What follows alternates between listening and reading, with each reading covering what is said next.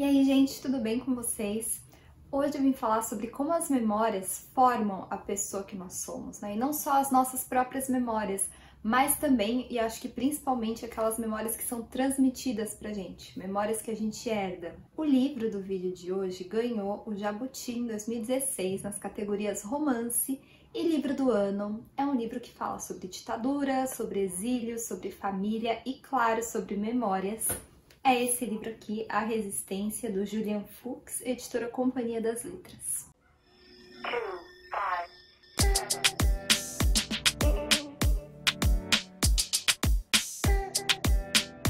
Bom, eu sou a Aline TKM, você está aqui no canal Livro Lab por Aline TKM. E antes de começar a falar sobre esse livro, eu já venho aqui pedir para vocês um gostei, porque ajuda de verdade aqui para o canal, para os conteúdos. Não se esqueçam de se inscrever aqui no canal também, de assinar lá o sininho das notificações para a gente continuar se encontrando toda semana para falar sobre livros. Aqui no livro A Resistência, o narrador ele chega pra gente com o objetivo de contar a história do irmão adotivo, né? Só que o que ele acaba fazendo, na verdade, é narrar a trajetória de toda a família, né? De como os pais e esse irmão ainda bebê deixaram a Argentina em plena ditadura da década de 70 e vieram se exilar aqui no Brasil, que também estava passando por uma ditadura. Então o que a gente faz? A gente acompanha esse narrador enquanto ele anda pelas ruas de Buenos Aires, tentando reconstruir essa trajetória, né? Essa história familiar. E, na verdade, esse livro é uma autoficção, porque tem muito aqui do Julian Fuchs, né? Ele é um brasileiro de raízes argentinas. Tem horas que a gente parece que está lendo mesmo uma ficção e tem horas que parece que a gente está lendo uma autobiografia. A gente avança nessa leitura e vai conhecendo a família desse narrador, a gente percebe que ele traz uma questão grande, né? Sobre esse irmão adotivo.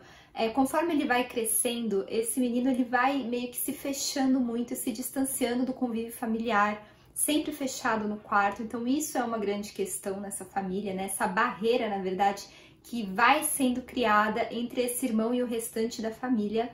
E também esse restante da família, né, que são os pais, a irmã e o próprio narrador, como eles tentam se aproximar desse menino e não sabem como, né, muito bem, não conseguem chegar nele e, enfim, romper mesmo essa barreira que se cria.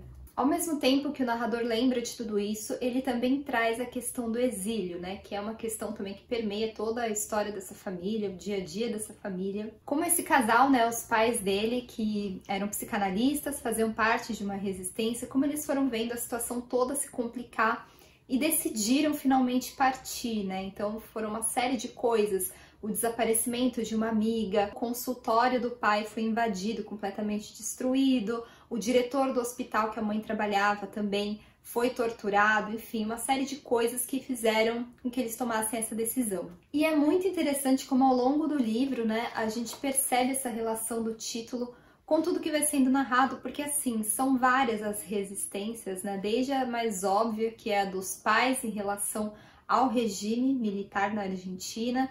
Então eles resistiam a tudo aquilo, mas ao mesmo tempo tem aquele dilema, né, de se partir de lá, se simplesmente fugir, não seria uma forma de trair essa resistência. A gente também percebe a resistência do irmão, né, de compartilhar desse convívio familiar, mas também a resistência do restante da família, né, de serem mais ativos, sabe, para poder se aproximar do filho e tentar compreender esse filho, né, por que ele estava se distanciando tanto. Claro que a gente tem também uma resistência do narrador, né, diante de todas essas memórias, lembranças familiares, né, se ele coloca ou não tudo isso no papel. Um outro tipo de resistência, né, que o narrador vai esbarrar aqui em algum momento é o grupo das avós da Praça de Maio, né, como elas seguiram buscando esses netos perdidos, né, esses netos que foram tirados das suas filhas, que eram prisioneiras políticas, né? E essas avós seguiram buscando essas crianças, mesmo sem ter nem ideia de como elas são, onde elas estão. E ainda, como a gente vai percebendo aqui nessa leitura, a mera existência do narrador e dos irmãos dele também é um ato de resistência, sabe? Na verdade, tem um momento aqui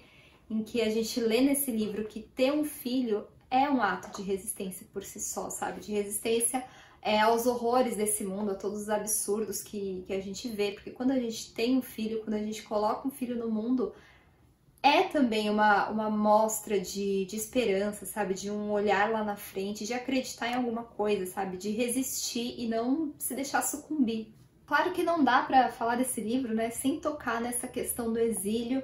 essa questão existe muito forte no âmago desse narrador, né? Ele já é nascido no Brasil, né? Mas será que ele seria também um exilado? Será que ele teria herdado o exílio dos pais? Porque tem aquela questão, né? Ele não se sente totalmente brasileiro, porque todas as raízes dele são argentinas, mas ao mesmo tempo ele não se sente legitimamente argentino, então ele fica ali no limbo, sabe? Inclusive essa é uma questão do próprio autor, né? Que considera que o filho que nasceu no exílio dos pais também é um exilado, porque ele enfrenta essas questões, né, de esse sentimento, na verdade, né, de deslocamento, de não pertencer totalmente nem a um lugar nem a outro. E quando o narrador faz toda essa tentativa, né, de reconstruir a história da família, né, de se reaproximar do irmão, ele também acaba olhando muito para dentro de si, né, para dentro das próprias memórias e das memórias que foram contadas para ele. Uma coisa que intriga muito a gente como leitor é que todas essas memórias que o narrador traz pra gente, elas não são de todo confiáveis, sabe? Inclusive o próprio narrador desconfia dessas memórias. Todas essas lembranças, sendo elas totalmente verdadeiras ou não, elas ainda dizem muito sobre esse narrador, sabe? Todas essas histórias que os pais contaram para ele, né, da trajetória e tudo mais,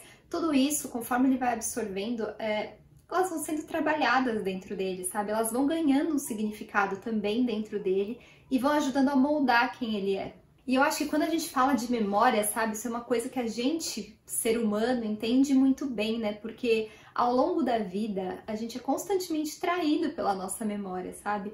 Muitas coisas que a gente lembra, ou diz lembrar, ou acredita lembrar, né? Na verdade, nem sempre aconteceram do jeito que a gente lembra, sabe? Nem sempre as situações foram exatamente aquelas.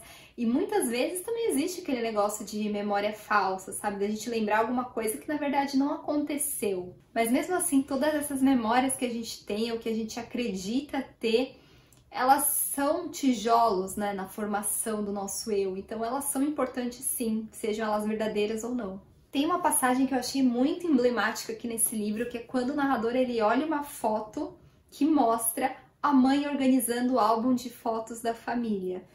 Então, cara, só essa imagem assim já é super poderosa, né? Você olhar a foto de uma pessoa que está organizando um álbum de fotos, e isso é exatamente o que o narrador está fazendo, né? Ele está tentando organizar todas essas lembranças, memórias de família e criar com elas uma narrativa que faça sentido para ele. Ainda sobre toda essa questão da memória, né, só que de um jeito mais amplo, tem uma entrevista muito bacana do Julian Fuchs para a revista Cult, em que ele fala uma coisa muito verdadeira, né? Ele diz que o Brasil não é capaz de refletir sobre o próprio passado, né? De fazer esse exercício da memória de um jeito muito bom.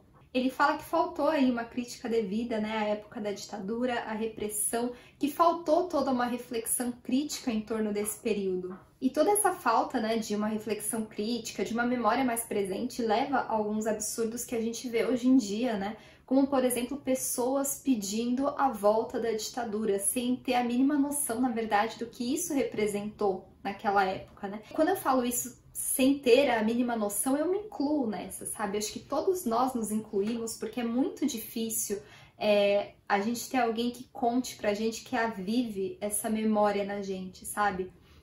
Que conte sobre os horrores da ditadura, que a gente sinta mesmo o que aconteceu naquela época. Tenho certeza que os pais da maioria de nós nunca falou com a gente sobre isso, sabe? Talvez eles nunca também deram importância a isso. Então a gente cresceu e viveu num mundo em que a gente não faz a mínima ideia do que significa a ditadura, fora o que a gente estudou na aula de história na escola, e realmente a gente não tem noção de como isso impacta a vida das pessoas. E aqui no livro, né, uma coisa deixada bem clara, que as ditaduras elas podem sim voltar, as tragédias podem sim se repetir. E esse pensamento, né, de não repetir os erros do passado, de aprender com os horrores que aconteceram, né, pode parecer uma coisa muito clichê, mas é muito necessária, é muito verdadeira, sabe? E isso deveria estar entranhado na memória da gente, sabe? Em todo mundo, na nossa geração, na próxima geração, enfim. Mas não é o que acontece. Quando a gente liga a TV, infelizmente, a gente percebe que não é o que acontece. Bom, é isso que eu tinha para falar sobre a resistência. Esse foi um livro muito especial para mim. Foi um livro de troca, né? Eu troquei com um amigo meu. Era um livro que eu queria ler já fazia um tempo, então super bacana que surgiu essa oportunidade agora. É um livro que fala também com os tempos de hoje, sabe? Então é uma leitura que eu recomendo demais para todos vocês. E eu queria saber se vocês já leram alguma coisa do Julian Fuchs. Eu fiquei impressionada com a escrita dele, sabe? Gostei muito. É uma escrita que às vezes exige que a gente pare e pense um pouquinho, reflita sobre a frase que a gente terminou de ler. Então eu gosto muito quando uma leitura traz isso pra mim. Essa leitura com certeza trouxe. Vou finalizar essa resenha com uma curiosidade, na verdade, né? Esse narrador, que eu sempre chamei de narrador, ele tem sim um nome. Não é spoiler, gente, porque aparece em outros romances, por isso a curiosidade, né? Ele se chama Sebastian. E o Sebastian ele é uma espécie de alter ego do Julian Fuchs, né? Ele apareceu no livro Procura do Romance e depois tornou a aparecer no livro mais recente do autor, que se chama A Ocupação. Foi lançado ano passado e eu quero ler num futuro mais ou menos próximo, né? Vamos ver. É isso, gente. Fica aqui a minha indicação. Se vocês gostaram desse vídeo, não se esqueçam daquele like. E é isso. Voltem toda semana para novos vídeos. Um beijão e a gente se vê.